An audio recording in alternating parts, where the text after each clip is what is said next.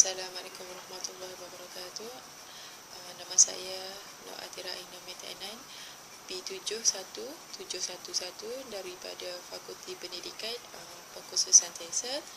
Okey, untuk tugasan pada kali ini saya akan membicarakan 3 soalan utama, iaitu kritikan terhadap penyelidikan kuantitatif.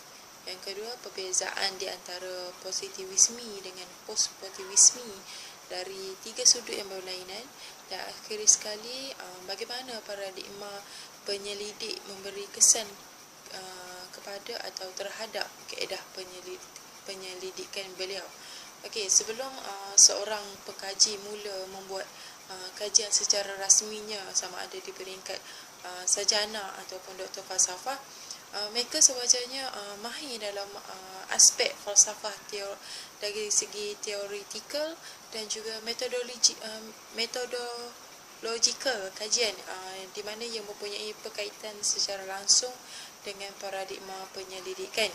Okey, paradigma dimaksudkan di sini sebagai our understanding of what we can know about something and how one can gather knowledge about it from daripada Greeks yang telah dikeluarkan pada tahun 2004. Okey, soalan pertama, kritikan terhadap penyelidikan kualitatif.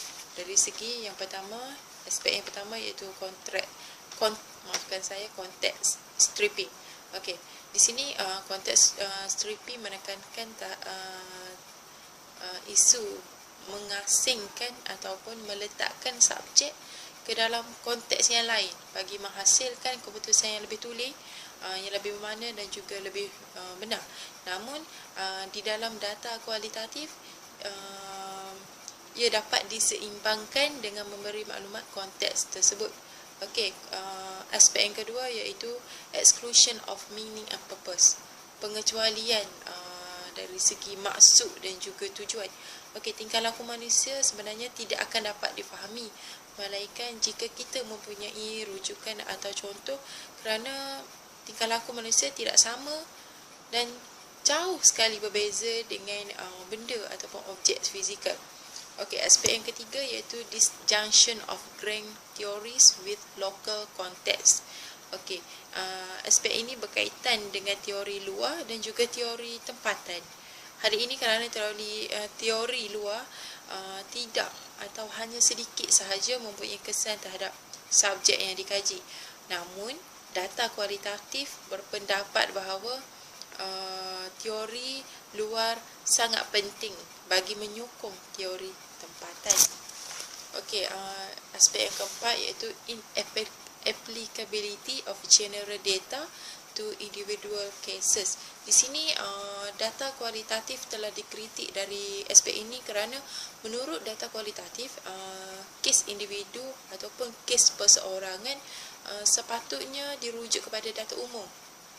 Hal ini sebenarnya bagi saya amat penting bagi mengelakkan keraguan. Okey, aspek yang kelima iaitu exclusion of the discovery dimension in inquiry. Di sini hanya penyelidikan empirik sahaja layak digelar sebagai sains.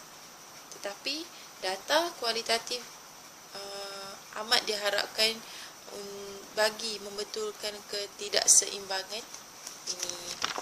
Okey, soalan yang kedua iaitu perbezaan di antara positivisme dengan postpositivisme dari 3 aspek yang berbeza, iaitu aspek yang pertama ontologi, aspek yang kedua metodologi dan aspek yang ketiga iaitu epistemologi.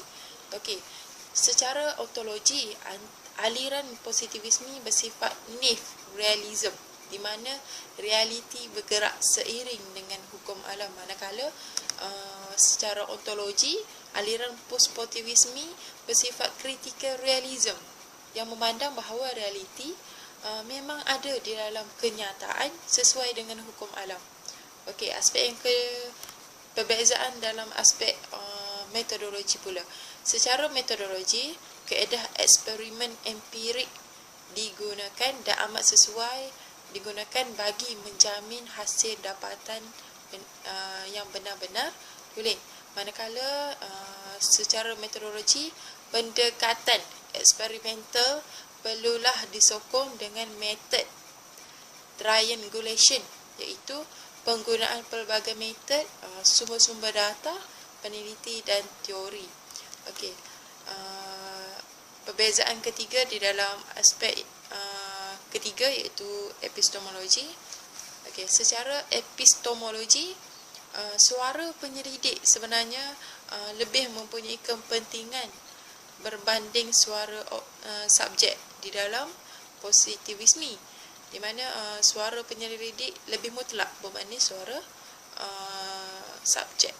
Okey, secara epistemologi di dalam positivisme, hubungan penyelidik dengan subjek dilihat mempunyai kepentingan yang sama, di mana objektif kajian tidak akan tercapai jika penyelidik dan subjek tidak bergerak seiring dan tidak melibatkan diri secara langsung, dan di sini suara subjek dilihat lebih mutlak berbanding suara penyelidik. Okey, soalan yang ketiga, bagaimana pemilihan paradigma memberi kesan terhadap kaedah penyelidikan seseorang penyelidik itu. Okey, di sini ingin saya pecahkan kepada perbandingan juga. Okey, lebih senang untuk kita faham. Okey, di dalam positivisme, ia melihat kita melihat penyelidik melihat penerangan dan juga teori realiti sosial sebagai kenyataan yang berbentuk hukum, di mana ia dihasilkan oleh logik induktif, manakala penyelidik dalam post-positivisme melihat teori sebagai deskripsi bagaimana makna-makna yang diwujudkan dan diteruskan. Okey, isi yang kedua iaitu penerangan antara betul dan silap. Di dalam positivisme, penerangan betul dan silap ini logik dan mempunyai hubungan dengan hukum berdasarkan fakta, di mana positivisme ini lebih mengutamakan fakta berbanding dengan pendapat subjek. Okey, manakala bagi post-positivisme, ia betul, penerangan betul dan silap ini ia betul kepada orang yang dikaji, iaitu subjek berkenaan. Okey, yang ketiga itu bukti yang baik. Berkaitan dengan bukti yang baik, post-positivisme positivisme ini bagi positivisme ini, bukti yang baik ialah bukti yang berdasarkan pengamatan yang tepat, dan bukti ini telah diulang-ulang oleh orang. Maknanya di sini positivisme ini perlu melakukan pengamatan yang tepat bagi menghasilkan, menghasilkan bukti-bukti yang baik. Manakala bukti yang baik bagi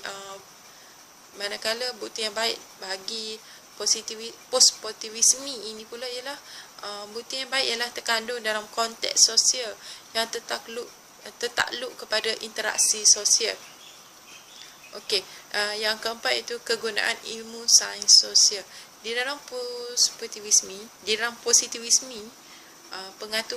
pengetahuan adalah bersifat instrumental, di mana ia membolehkan orang mengawal dan menguasai kejadian. Manakala kegunaan ilmu sains sosial dalam post-positivisme ini